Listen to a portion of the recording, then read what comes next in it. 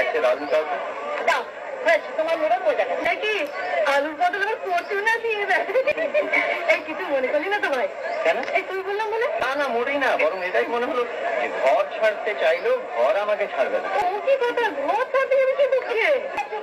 এখন একটা কাজ করতে ছোট বড় মন্দিরে আবার দেখে আই যা পাল্টা দেন সেই বরং ভালো যে বাজার টাজার আমার আসে না।